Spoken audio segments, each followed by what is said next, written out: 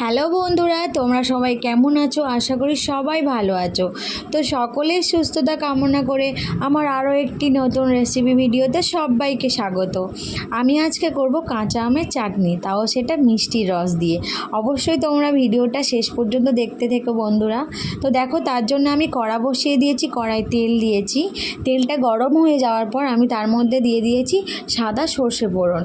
তো তারপর দিয়ে দিয়েছি কেটে রাখা আমগুলো, দিয়ে ভালো করে একটু নাড়াচাড়া করে ভেজে নিয়েছি। তারপর তার মধ্যে নুন দিয়ে দিয়েছি, দিয়ে আবারও একটু ভালো করে নাড়াচাড়া করে ভেজে নেব। তো ভাজা হয়ে গেছে। এবার এর মধ্যে অল্প পরিমাণে একটু আমি হলুদ গুঁড়ো দেব। তো হলুদ গুঁড়ো দিয়ে আবারও ভালো করে একটু নাড়াচাড়া করে ভেজে নেব। নিয়ে এবার একদম অল্প পরিমাণে জল দেব, বেশি জল দেব না, কারণ আম সিদ্ধ হতে বেশি সময় লাগে না। তো দেখো, জল দিয়ে আমি ফুটতে দিয়েছিলাম, আমার আমগুলো প্রায় সিদ্ধ হয়ে গেছে। এবারে আমি দেব সেই মিষ্টির রসটা। এই মিষ্টির রসটা আমি ফুটিয়ে এরকম বয়ামে স্টোর করে রেখেছিলাম।